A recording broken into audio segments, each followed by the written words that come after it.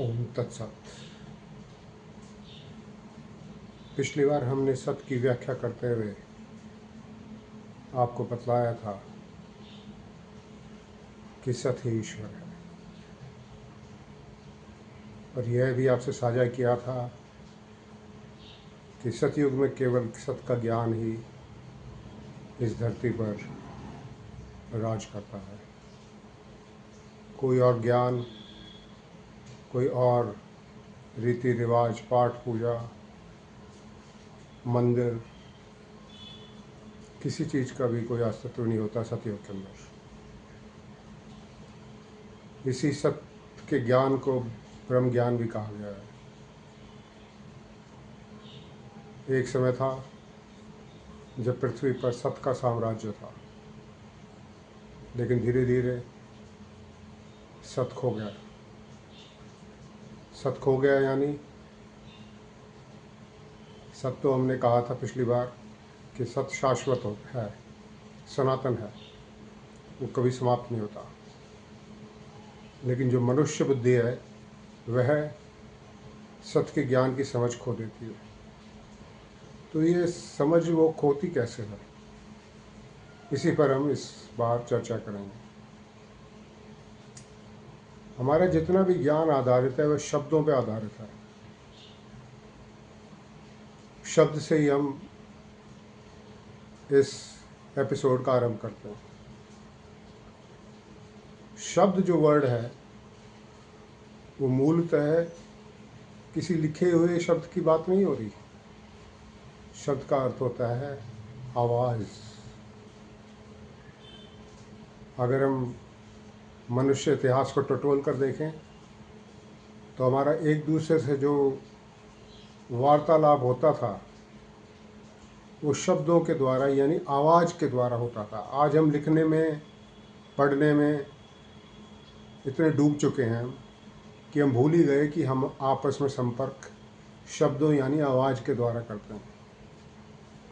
हर चीज़ के लिए एक आवाज़ हमने बनाई।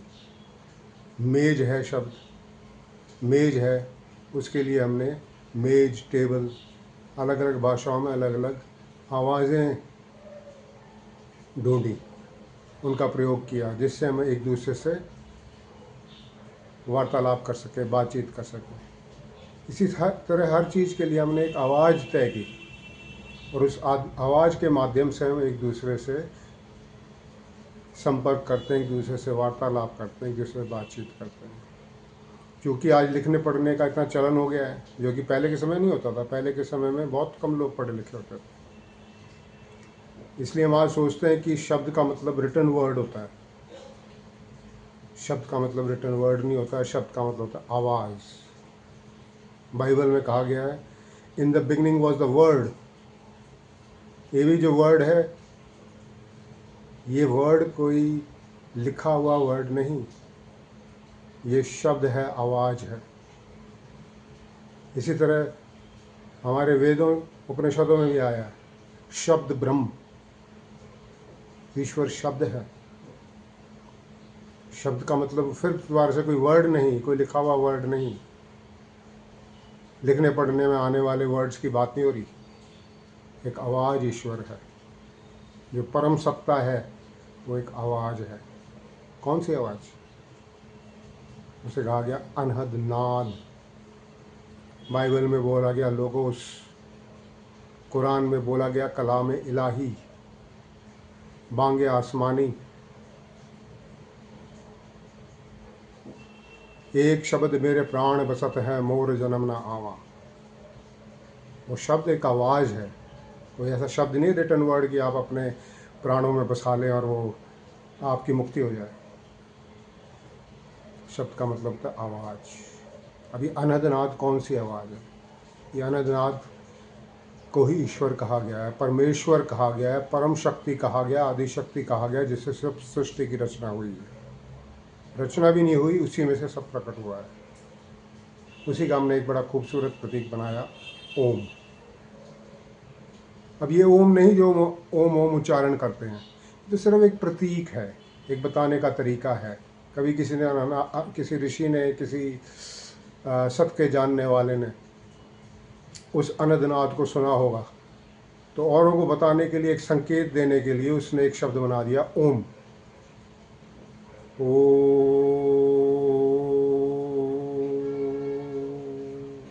लगभग यही आवाज़ होती है अनंतनाद की, लगभग ये संकेत है। अब ये ओम करने से हो सकता है आपको कोई भौतिक सुख मिले, कोई थोड़ी सी अस्थाई शांति मिल जाए, कुछ अस्थाई लाभ मिल जाए, परंतु स्थाई लाभ है इस एक्चुअल शब्द से जुड़ने के लिए, जैसे कहा गया अनंतनाद, और शब्द का मतलब आवाज़, जो कि पूरे ब्रह्मांड में, पूरे अस्तित्व में गुंजायमान है। हर वक्त ये चलती रहती है, कभी ये समाप्त नहीं होती। इसका आप श्रवण करें, इसको कहते हैं नाद के दर्शन।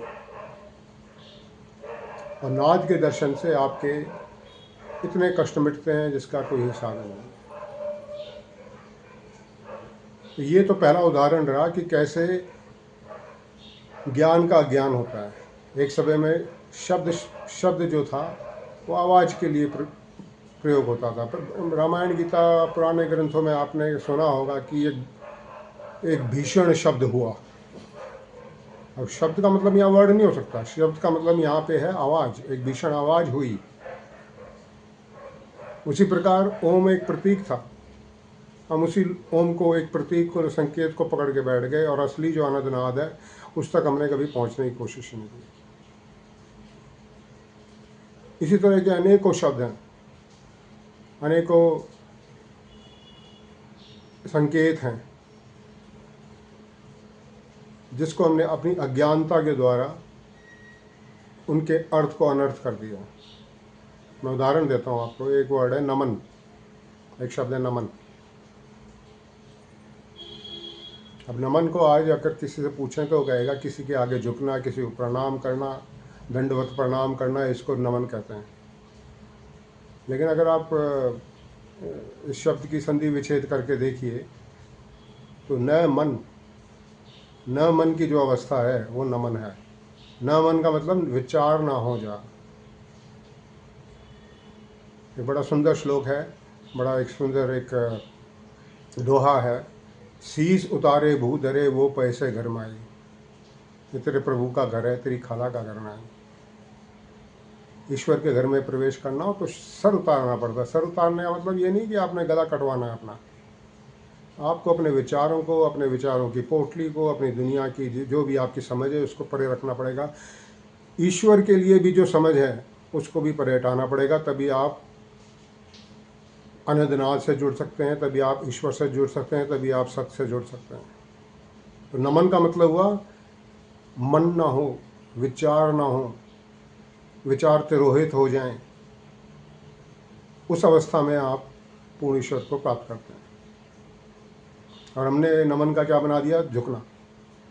समझें आप इस बात को, ये बहुत छोटी छोटी बातें हैं, लेकिन इनसे आपको एक अंदाज़ा मिलेगा कैसे ज्ञान अज्ञानता में परिवर्तित होता है, कैसे अज्ञान जो है वो ज्ञान का स्थान ले लेती है। शब्द है अहंकार। अहंकार को हम कहते हैं घमंड, गर्व, प्राइड, आज यही समझते हैं। लेकिन फिर दोबारा से इसका संधि विच्छेद कीजिए। अहम प्लस कार। अहम का मतलब मैं हूँ, कार का मतलब करता हूँ। मैं हूँ और मैं करता हूँ, यही भाव अहंकार है। हमने उसे क्या बना दिया? घमंड। घमंड एक अलग चीज़ है। घमंड जो है एक अहंकार का एक एक एक ब्रांच है। अहंकार की कई ब्रांच है, काम क्रोध लोभ मोह, ये सारे अहंकार की ब्रांच है। घमंड भी एक ब्रांच है। मूल जो एक चीज़ है जो हमें ईश्वर से जाने तक रोकती है वो है अहंकार। और अहंकार का मतलब होता है मैं हूँ और मैं करता हूँ। और ईश्वर क्या कहते हैं? ना तू है, ना तो कुछ करता, ना तो कुछ कर सकता। यही गीता कहती है, यही रामायण कहती है। रामायण में लक्ष्मण पूछते हैं राम से, ये आपकी माया क्या है? माया अहंकार, एक ही बात। माया क्या है जो ईश्वर तक जाने में हमें रोकती है? तो श्री राम कहते हैं मैं, मेरा, तू और तेरा, ये तीन जो भाव हैं। मैं हूँ, मेरा है कुछ, तू है कुछ, तेरा है। ये अहंकार है। और इसका विपरीत क्या है? ना मैं हूँ ना तू है, ना कुछ मेरा है ना कुछ तेरा है, केवल ईश्वर है, सब कुछ ईश्वर का है, ये सत है, ये ब्रह्म ज्ञान है। ये वो एक चाबी है जिससे कि हम ईश्वर से, अनदनाद से, जो असली हमारा ओम है, ये उच्चारण करने वाला नहीं ओम नहीं, असली जो हमारा ओम है, उससे हम संपर्क स्थापित कर सकते हैं, उसके दर्शन कर सकते हैं, उसको निरंतर सतत सुन सकते हैं।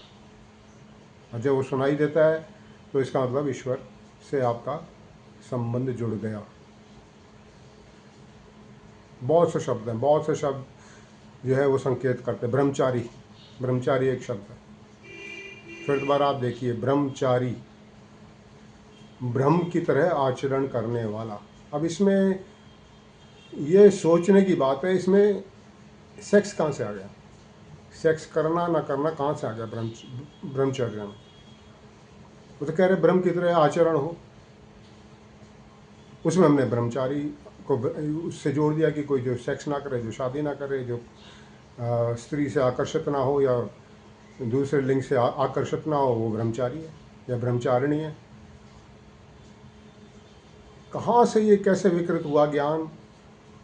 ये विकृत हुआ तो ये सत का असत हो गया, हम ईश्वर से बिछड़ गए। पूजा पाठ, मंत्र जप, तंत्र, न जाने ध्यान व्यान की न जाने कितनी विधियों में हम घुस गए। और इन्होंने हमें ईश्वर से जोड़ा नहीं है, काल्पनिक ईश्वरों से जोड़ा है जो हमारी कल्पना में रहते हैं। असली ईश्वर जो अनहदनाद है, उसका तो हमें आता पता ही नहीं, किसी को मालूम ही नहीं है आज की। और जबकि उपनिषदों में दिया हुआ है, बहुत से उपनिषद ओम से स्टार्ट होते हैं और बोलते हैं यही ईश्वर है, यह अनंतनाद ही ईश्वर, परमेश्वर है, ब्रह्मा विष्णु महेश, सारी सृष्टि इससे उत्पन्न हुई है। अगर ब्रह्मचारी का अर्थ ये होता है कि सेक्स ना करने वाला, तो कृष्ण को भी ब्रह्मचारी कहा गया है। एक बड़ी सुंदर कथा है उसके अंदर। हमारे जो ग्रंथ हैं उनमें एक बड़ी सुंदर कथा आती है कि दुर्वासा आए द्रौपदी के पास, 1000 उनके साथ शिष्य थे, बोले भोजन कराओ। उनके जंगल में वो रहते थे तब, उस समय वनवास में खाने को कुछ था नहीं। उन्होंने पुकारा कृष्ण को, कृष्ण प्रकट हुए। कृष्ण ने पूछा क्या समस्या है? बोले ये दुर्वासा आ गए हैं और इनके क्रोध से तो पूरा जगत कांपता है, मिनट में श्राप दे देते हैं। अब खाने को कुछ है नहीं, कहते हैं मेरे को और मेरे 1000 शिष्यों को भोजन कराओ। तो कृष्ण ने कहा है क्या तुम्हारे पास? तो उसने जो पात्र था अन्न का उसको खंगाला, तो उसमें सिर्फ एक दाना एक चावल का निकला। अब कई कथाएं कहते हैं कृष्ण ने मुंह में दाना डाला तो उनका सबका पेट भर गया। कई ने कहा कि उन्होंने कहा कि तू हांडी चढ़ा दे, हांडी चढ़ाई, उसको खोला तो उसमें वो चावल से भरा था और जितना वो परोसती गई वो ख़त्म नहीं हुआ। अब इसमें मतभेद में पड़ने की कोई आवश्यकता नहीं कि क्या हुआ क्या नहीं हुआ। कहने का अर्थ ये है, सार ये है, हम कहानियों में भटक जाते हैं, कहानियों में बहस करने जाते हैं, नहीं ये ठीक है वो ठीक है। कहानी के आप सार तक पहुंचने की कोशिश कीजिए। कहानी होती है एक व्हीकल जो आप तक कोई मैसेज लेके जा रही है। कहानी का उद्देश्य ये नहीं है कि उसने ये किया, उसने ये किया। उसके पीछे का मैसेज क्या है वो इम्पोर्टेंट होता है। तो मैसेज ये था कि कृष्ण ने अपनी सत की शक्ति से पेट भर दिया उन सबका। और फिर वो दुर्वासा जाने लगे तो पहले एक रिवाज होता था, मेहमान आए हैं तो उनको घर के बाहर तक या थोड़ी दूर तक छोड़ के आए अपने, उनको साथ लेके वो चले। तो आगे कहते हैं नदी में बाढ़ आई हुई थी।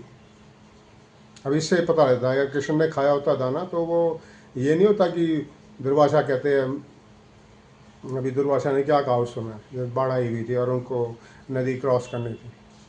दुर्वासा ने कहा अगर मैंने जीवन में एक भी दन का दाना खाया हो, एक भी, तो ये नदी मुझे रास्ता न दे। नदी में बाढ़ आई और वो रास्ता बन गया और वो चले गए।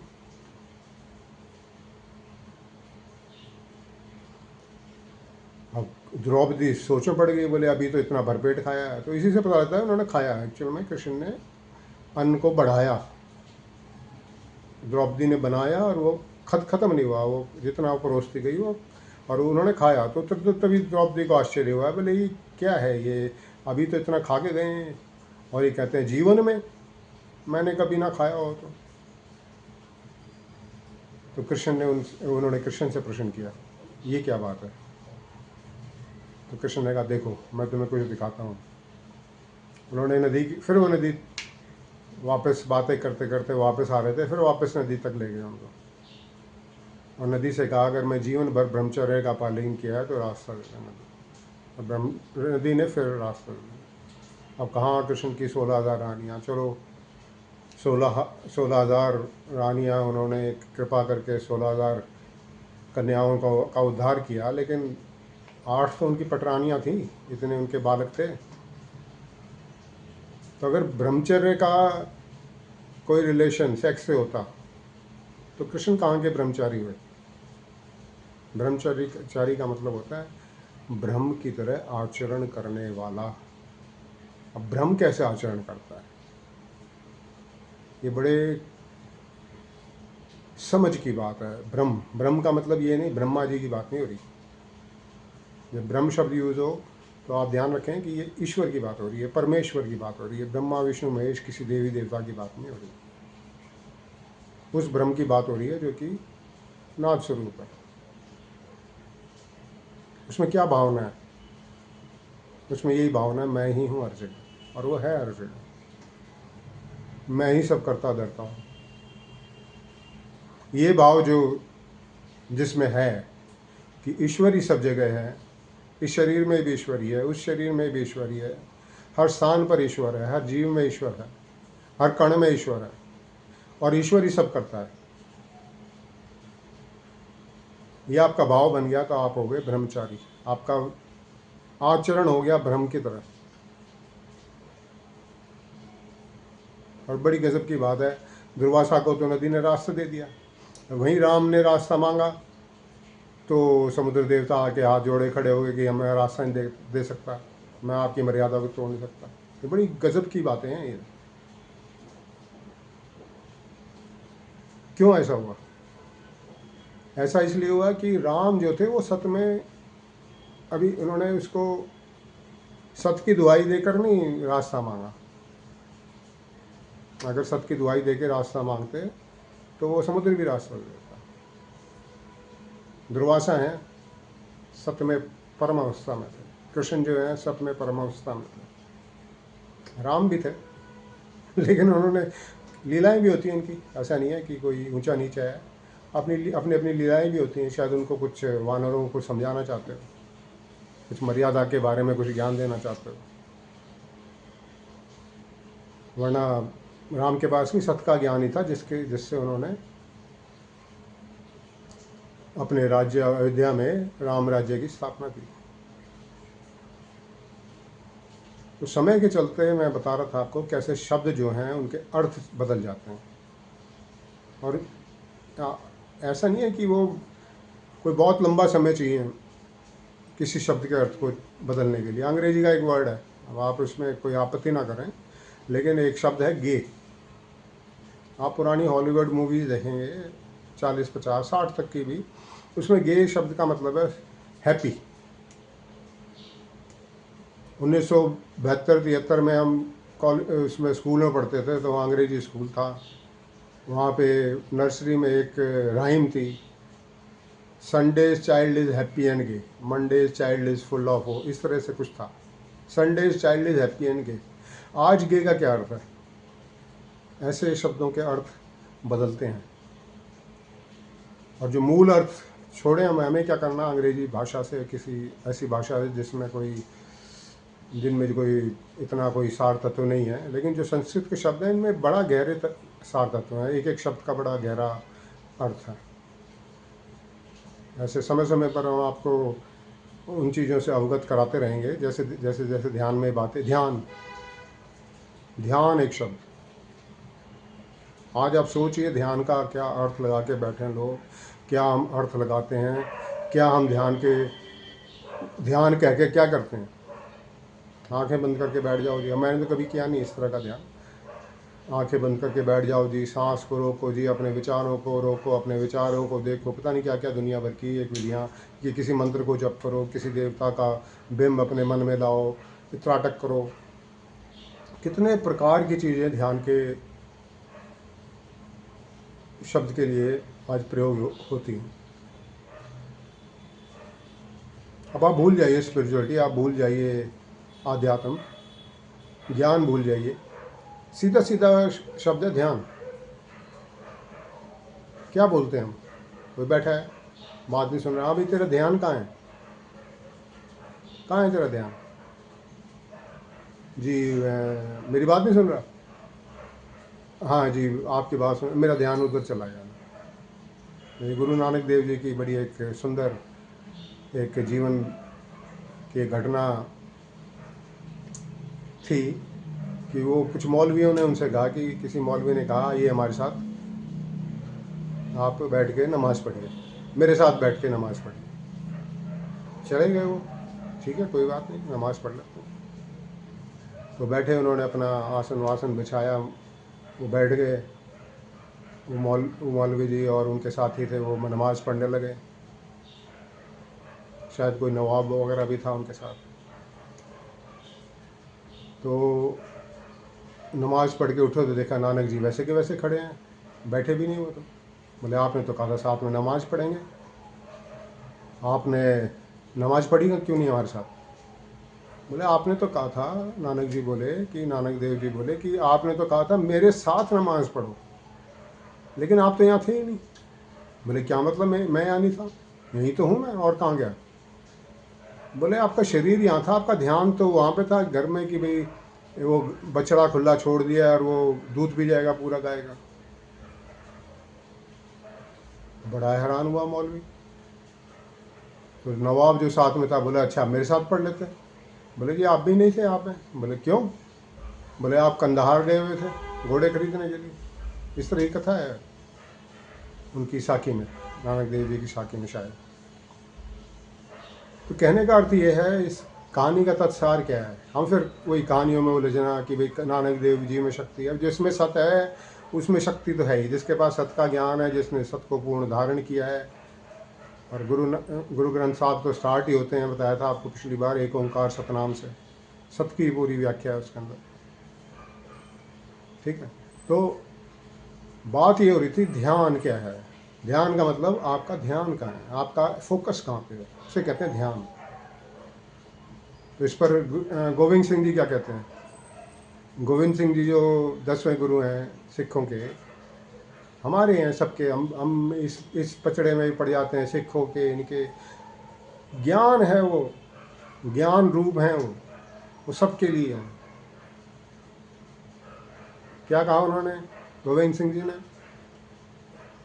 8 पैर जो तुझे ध्याऊं तो आ गोविंद सिंह नाम कहाऊं। पहले घड़ियां अलग होती थी, पहले समय देखने का सिस्टम अलग होता था। 8 घड़ी का पूरा एक, 8 पहर जो तुझे ध्याऊं, 8 पहर का पूरा एक दिन रात होती थी। 4 पहर दिन, 4 पहर रात। 8 पहर जो तुझे ध्याऊं, यानी 8 पहर 24 घंटे जब हमारा मन ईश्वर में होता है, हमारा ध्यान ईश्वर में होता है। अब ईश्वर ये नहीं कि आपने कुछ किसी को भी ईश्वर मान लिया, ब्रह्मा को मान लिया, विष्णु को मान लिया, किसी को मान लिया, किसी देवी देवता को, किसी रूप को मान लिया, वो नहीं। असल ईश्वर की बात हो रही है। हम बात करेंगे परमात्मा की, बात करेंगे ईश्वर की बात करेंगे, हम किसी रूप की बात नहीं करेंगे। पिछली बार हमने बात की थी कि परमात्मा शक्ति है, हम शक्ति की बात करेंगे। परमात्मा सत है, सत का ज्ञान है, हम सत की बात करेंगे। 8 पहर 24 घंटे हर क्षण जिसका मन, जिसका ध्यान सत में रहता है, वो ईश्वर की प्राप्ति करता है। तो ये है ध्यान। आपके ध्यान के लिए तो एक अलग समय निकालो, 1 घंटा निकालो, आधा घंटा निकालो, 10 मिनट निकालो, 5 मिनट निकालो, कोई स्थान ढूंढो, कोई एक आसन भी चाहिए आपको, कहीं शोर भी ना हो रहा हो, कोई बीच में व्यवधान भी ना पड़े। और ये ध्यान है, मार्केट में खड़े हो गए, कहीं शोरगुल हो रहा है तो आपका ध्यान ईश्वर में, ऐसा होता है सबका ध्यान। आप काम कर रहे हो तब भी ध्यान वहाँ पे, आप चल रहे हो, आप ड्राइविंग कर रहे हो तो आपका ध्यान वहाँ पे, खाना खा रहे हो तो ध्यान वहाँ पे, पानी पी रहे हो तो ध्यान ईश्वर में। और क्या ध्यान करने को ईश्वर ने कहा है? सिर्फ दो चीज़ कही है ईश्वर ने, दो के अलावा तीसरी चीज़ बोली नहीं। और उसमें से ब्रांचेस बहुत निकलेंगी, दो बातों में से और बहुत भेद निकलेंगे, लेकिन मेन दो ही हैं कि एक तो मैं ही हूँ हर जगह, और दूसरा मैं करता हूँ। जो इन दो भावों में स्थिर हो जाता है हर क्षण, किसी को देखा आपने तो तू है, कोई कुछ कर रहा है तो तू कर रहा है, कोई खा रहा है तो तू खा रहा है, तो कोई पी रहा है तो तू पी रहा है, चल रहा है तो चल रहा है, दोस्त को देखा तो तू है, बहन को देखा तू है, पत्नी को तो देखा तो तू है, दुश्मन को देखा तो तू है, पॉलिटिशियन भी तू है और भिखारी भी तू है। जिसका इन दो बातों में अगर ध्यान पक्का हो गया हर क्षण, और ये हर क्षण होना है, ये नहीं कि आप बीच में भूल जाएं या आपके 1 घंटा बैठ के तू है तू है तू है तू है कर दिया है, ये खेल यहाँ नहीं होता। ये परमात्मा से जुड़ने की, प्रकृति से जुड़ने की, अस्तित्व से जुड़ने की का तरीका नहीं है। अब आप सोचेंगे हम इतना काम करते हैं, इतना सब कुछ हमें दिन भर में करना पड़ता है, तो कैसे हम हर वक्त वहाँ ध्यान रखेंगे, तो हमारा काम कौन करेगा? हमारी बुद्धि वहाँ हम लगाएंगे तो बुद्धि से तो सत होता ही नहीं। ध्यान बुद्धि से नहीं होता, बुद्धि होता है, ध्यान होता है हृदय से। आप में से कभी किसी ने, कभी ना कभी तो हर एक को होता ही है, कभी किसी ने प्रेम किया हो तो वो अवस्था याद करो, वो शुरू के दिन याद करो जब आप प्रेम में पड़े पड़े थे किसी के साथ, किसी की तरफ इतने आकृष्ट हुए कि उसका ध्यान जाता ही नहीं। खा रहे हैं तो उसका ध्यान है, पी रहे हैं तो उसका ध्यान है, नहा रहे हैं तो उसका ध्यान है, सोते हुए भी उसका ही ध्यान है, उठे तो पहला ध्यान उसका आ रहा है, काम कर रहे हैं तो तब भी उसका ध्यान आ रहा है। ऐसा ही गहन प्रेम चाहिए, ऐसा ही गहन ध्यान चाहिए ईश्वर के लिए। और ये नहीं प्रेम नहीं कर चलाना है कि ईश्वर मुझे तेरे बड़ा प्यार है। लोग रोते हैं, आंसू बहाते हैं, उससे कोई फ़ायदा नहीं। वो आपके आंसू या आपकी हंसी वसी देख और आपके ढोल मंजीरे सुनने, आपके नृत्य देखने, आपके गाने सुनने नहीं आए, इससे प्रसन्न नहीं होता। जब आप प्रसन्न किससे होता है? दो चीज़ों से वो प्रसन्न होता है, एक आप उसके अस्तित्व को मानो और एक उसकी करनी को मानो। सिर्फ इतना ये सत्य का ज्ञान, एक उसके अस्तित्व को मानो, एक उसकी करनी को मानो। फिर ईश्वर कहीं नहीं गया, फिर वो शक्ति आपके सामने प्रकट हो जाती है। मज़े की बात पता क्या है? वो शक्ति अभी भी आपके हृदय के अंदर ही है। नाद भी है, नाद रूप में भी और ज्योति रूप में भी। ज्योति रूप में वो आपका जीवन है, नाद रूप में वो आपको जन्म देने वाला है, आपके शरीर को बनाने वाला नाद है। जब माँ के शरीर में बच्चा होता है तो नाद शक्ति होती है जो बॉडी को क्रिएट करती है। ठीक है, कैसे भी क्रिएट करे, वो पूर्व जन्म के कर्मों के कारण है, जिस भी कारण से जैसे भी उसको रूप दे, लेकिन देने वाली शक्ति वही है, क्योंकि क्रिएटर पावर जो है इस पूरे यूनिवर्स के अंदर वो नाद है, उसी से सब प्रकट हुआ है। वो एक ऐसी शक्ति है जो शुरू से है। जब यहाँ कुछ भी नहीं था तो वो शब्द था, शब्द, आवाज़। शब्द का मतलब वर्ड नहीं, in the beginning there was a word, कोई ऐसा वर्ड कहीं लिखा नहीं हुआ था WORD करके, या कोई शब्द शैब है, ऐसा कुछ नहीं। शब्द का मतलब होता है आवाज़। साउंड वो एनर्जी है जो प्राइमल एनर्जी है, जो शुरू में होती है, बिल्कुल अभी भी है, आगे भी होगी। उसी को सत्य बोला गया है, उसी को अनंतनाथ बोला गया है, उसी से सब प्रकट हुआ है। बड़ा अजीब है, अगर आप बुद्धि से सोचने की कोशिश करेंगे तो कभी नहीं सोच पाएंगे। और जो ये ज्ञान मैं आपसे साझा कर रहा हूँ वो सिर्फ इसलिए कर रहा हूँ कि मैंने पिछली बार भी जिक्र किया था, सत्य यहाँ पे अभी प्रकट हो रहा है, तो मैं आपसे शेयर कर रहा हूँ। ये इन्फॉर्मेशन है, एक ट्रेलर है मूवी का। मेरी बातें सुन के आपको कुछ ज़्यादा लाभ नहीं होना, लाभ तब होना है जब आप उससे इम्प्रेस हो जाएं कि भाई ये सत्य कोई चीज़ है, फिर आप उस पर बढ़ेंगे, तब असली ज्ञान आपके अंदर से खुद ही प्रकट होगा, क्योंकि ईश्वर पहले ही बैठा हुआ आपके अंदर, नाद और ज्योति रूप में आपके हृदय में पहले ही बैठा हुआ है। लेकिन ना आप उसको सुन पाते, ना उसको देख पाते। क्यों? ईश्वर को आपने प्राप्त नहीं करना। लोग कहते हैं जी हम ईश्वर को ढूंढ रहे हैं। भाई खोया कब था जो तुम ढूंढने निकले हो?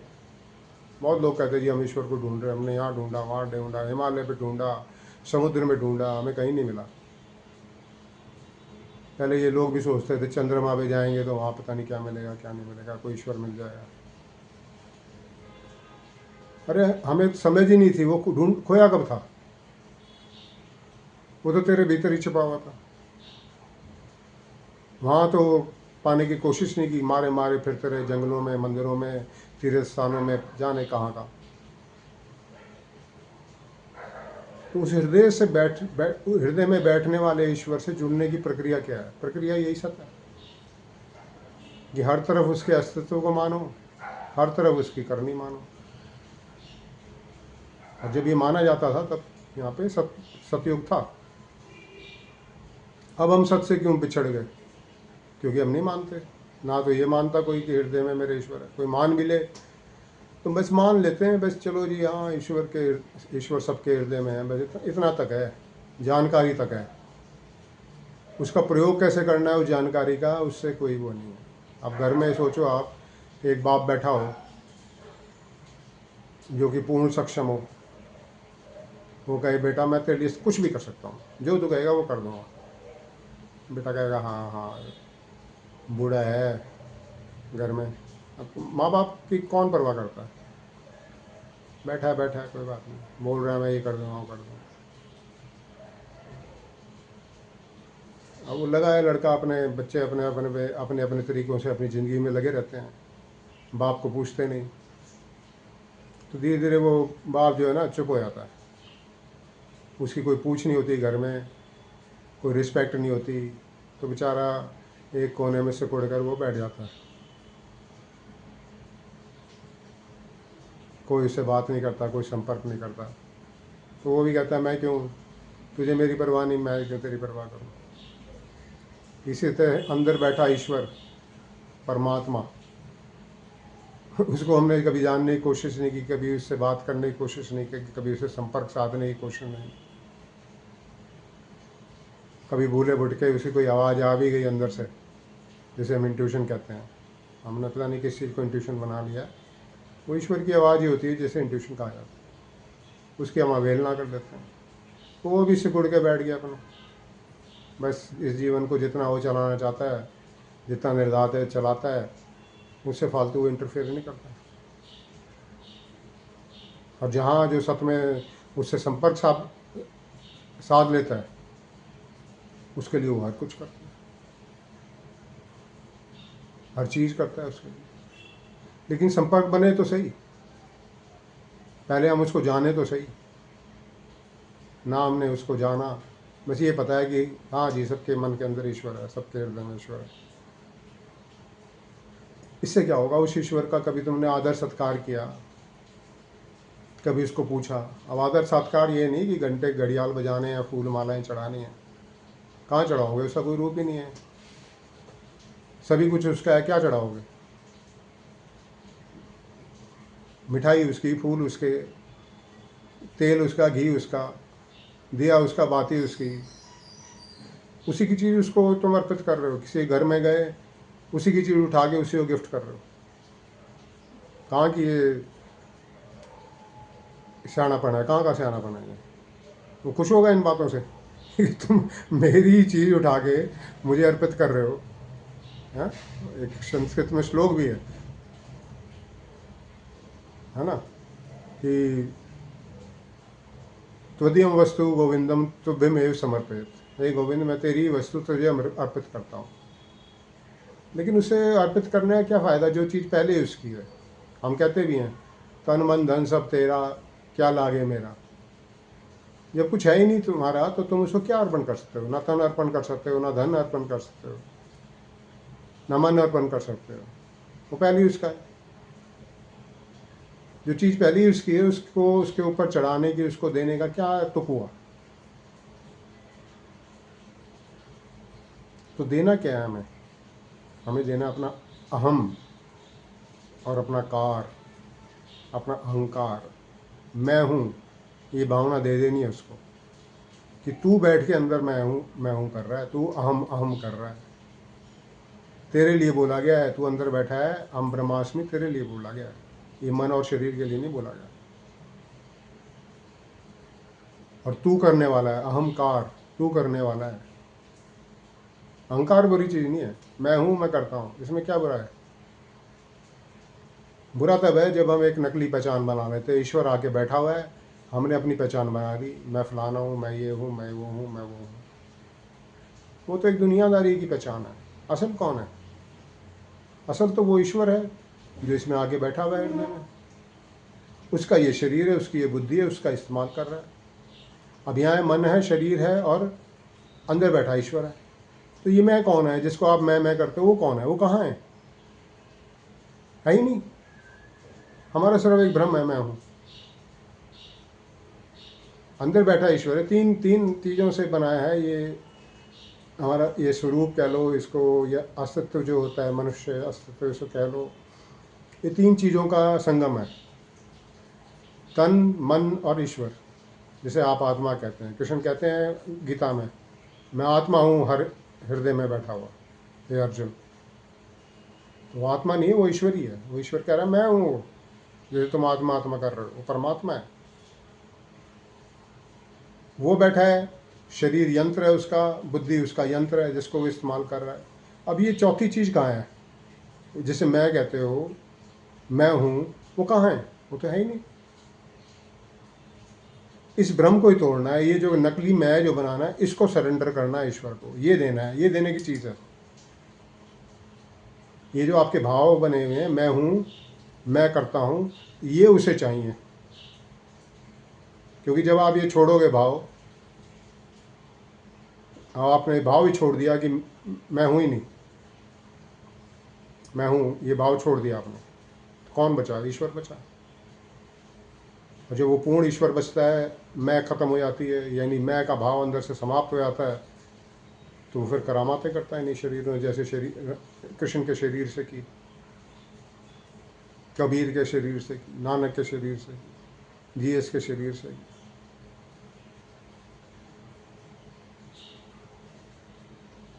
तो ये जो मैं है, ये अर्पित करनी है ईश्वर को कि ये मैं प्रभु मेरी नहीं है, तेरी है। बड़ा सुंदर एक दुआ भी है, जब मैं था तो हरि नहीं, अब हरि है मैं नहीं। जब मैं करता था तो हरि नहीं थे, ईश्वर नहीं थे। अब मैं जान गया हूँ कि हरि है, तो अभी मैं रहा ही नहीं। तो ये तो बहुत ऊंची अवस्था है। इस तक आने के लिए सत्य को समझना पड़ता है, सत्य को जानना पड़ता है, सत्य में उतरना पड़ता है, ब्रह्म ज्ञान को जानना पड़ता है। ब्रह्म ज्ञान सत्य ज्ञान एक ही चीज़ है। और ईश्वर, आप ध्यान रखिए, स्वरूप नहीं है। अगर स्वरूप को ईश्वर मानेंगे तो यहाँ पे ईश्वर के अलावा कुछ है नहीं। पत्थर भी ईश्वर है, पेड़ भी ईश्वर है, हर चीज़ ईश्वर है। ये आपका शरीर भी ईश्वरी है। फिर क्यों विष्णु और उनके स्वरूपों की पूजा करते हो? इसी की पूजा कर लो। रूप पे तो कण कण में ईश्वर कहा बोला गया, कोई बात नहीं।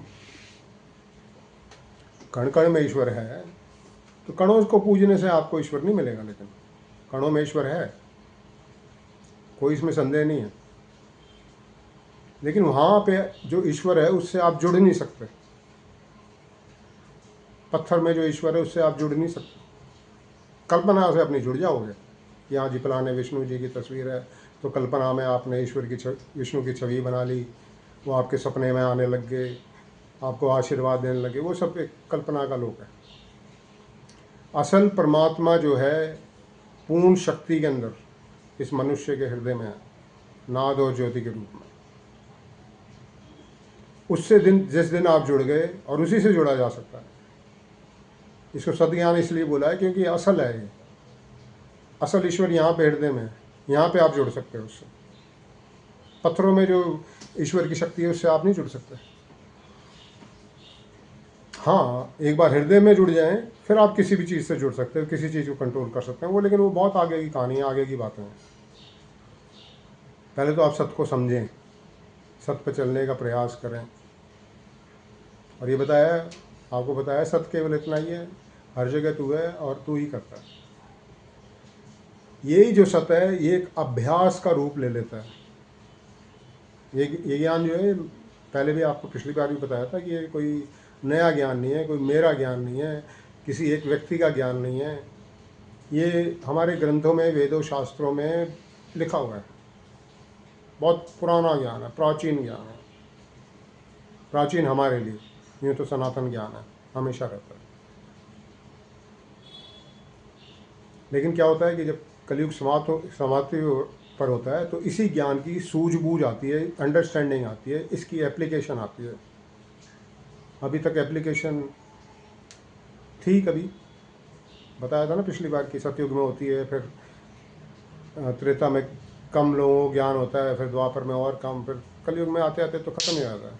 मुझे इतना पता है कि सब ईश्वर है, ईश्वर करता है, हर कोई बोलता है ये बात। हाँ जी, सब ईश्वर की मर्जी होता है, हर एक के अंदर ईश्वर है, हर कोई जानता है, कोई नई बात नहीं है। यहाँ भी नहीं, वेस्ट में भी चले जाओ आप, वहाँ भी बोलते हैं God is in everything, God is everything happens by God's will, Allah की मर्जी से सब होता है।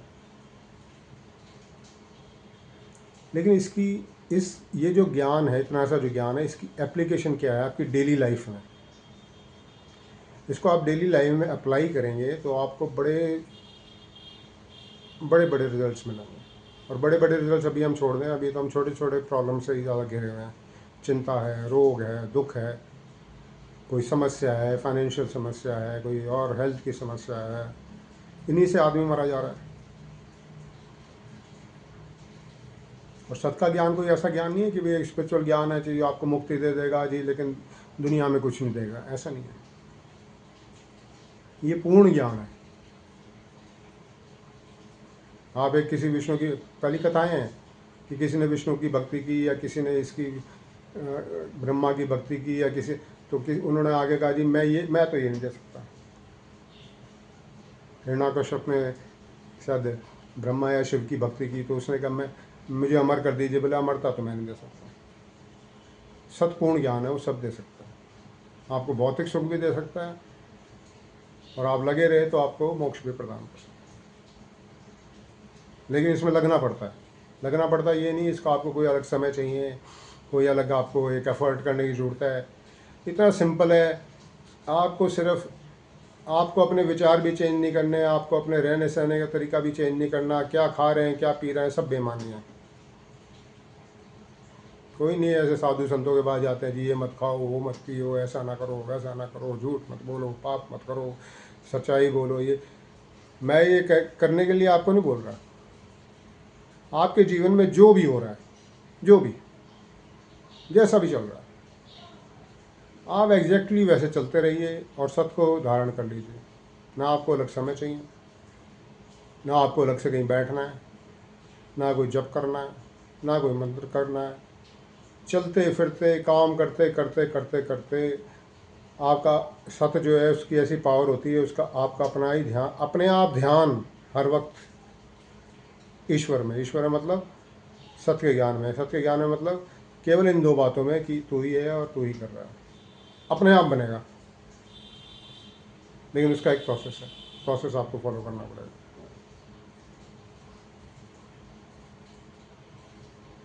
और सबसे मज़े की बात बोलता हूँ आपको, जो भी सत्य के ज्ञान को फॉलो करता है, केवल 30 दिन के अंदर, 30 दिन 4 वीक्स में उसको ईश्वर के खुली आँखों से दर्शन होने लगते हैं, ज्योति स्वरूप में और नाद स्वरूप में। नाद सुनाई देता है लेकिन उसको भी दर्शन कहा जाता है। इसमें गुरु ग्रंथ साहब में श्लोक है, नेत्री सतगुरु पेखना, सर्वना सुनना गुरुनाम। आँखों से उसका ज्योति स्वरूप सुनाई दिखाई देता है, और कानों से उसका नाम। अब ये भी देखो नाम की बात आई है अभी, उसका नाम ये नहीं है जो आप लेते हो, जो भी नाम आप लेते हो किसी भी देवी देवता का अवतार का, वो उसका नाम नहीं है। वो जो शब्द है अनदनाद, वो ही उसका नाम है। ओम नहीं, ओम संकेत है, फिर बता रहा हूँ आपको। वो आप जब सुनोगे तो आपको पता लगेगा वो कैसा साउंड करता है। ऑलमोस्ट ऐसा करता है ना, वही होता है संकेत, और उसमें फ़र्क होता है। कहीं लिखा हुआ है बम्बई 40 किलोमीटर, तो आप उस साइन पोस्ट को पकड़ के नहीं बैठ जाते, बम्बई लिखा हुआ है यही बम्बई आ गया। वो संकेत है आपको, बम्बई इधर को है। तो ये जो ओम शब्द है ये संकेत है। ऐसे बड़े संकेत हैं हमारे जो हम जानते हैं, लेकिन वो केवल संकेत है, उनसे कुछ होना जाना नहीं, उनसे उनसे सिर्फ एक इशारा मिलता है। वो तो जब आप ईश्वर को देखेंगे, जब आप उसको सुनोगे, तो आपको पता लगेगा कि ईश्वर है क्या। तो 4 हफ्तों में ईश्वर के दर्शन, और फिर प्रैक्टिस नहीं ख़त्म होती, प्रैक्टिस स्टार्टिंग है। वो सत्य की प्रैक्टिस करनी पड़ती है, अभ्यास, ब्रह्म ज्ञान का अभ्यास करना पड़ता है डेली लाइफ में, हर वक्त, हर क्षण। और आपके कोई काम रुकेंगे भी नहीं। कोई आप सोचे कि यहाँ ध्यान दे दिया तो मेरा, मैं सोचूंगा कैसे, वो कुछ नहीं है। आपके काम बल्कि और अच्छे होंगे, आपके रोग मिटेंगे, आपके दुख मिटेंगे, आपकी चिंताएं मिटेंगी।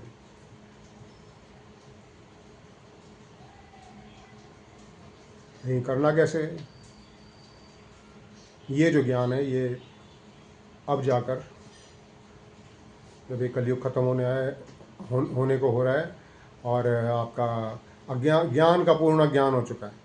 अभी आपको शुरू में बताया ना कैसे ज्ञान का, ध्यान को हम क्या समझते हैं, नमन को हम क्या समझते हैं, प्रतीकों को पकड़ के बैठ गए हैं, ब्रह्मचर्य का क्या अर्थ है और हम क्या सोचते हैं। तो एक पूरा ज्ञान का ज्ञान हुआ पड़ा है। इस समय में ऐसे अंधकार में, जब पूरा अंधकार होता है, तब सूर्य का उदय होता है। तो ये सत्य का सूर्य अब प्रकट हुआ है, और मेरा काम है सिर्फ शेयर करना आपसे। हम कोई अपने नाम का डंका नहीं बजवाना चाहते, ठीक है जी। हम तो सिर्फ आपसे एक शेयर करना चाहते हैं कि सत्य आ रहा है, आपकी रुचि बने, आप इस पर चलें, आप इसको सत्य को समझें। क्योंकि ये जो बताया जा रहा है, ये तो सिर्फ एक जानकारी है, ये ज्ञान नहीं है। ज्ञान तो आपको जो सोर्स है उससे ही मिलेगा। हमारा काम है आपको सोर्स से जोड़ना। आपके अंदर ही सोर्स है।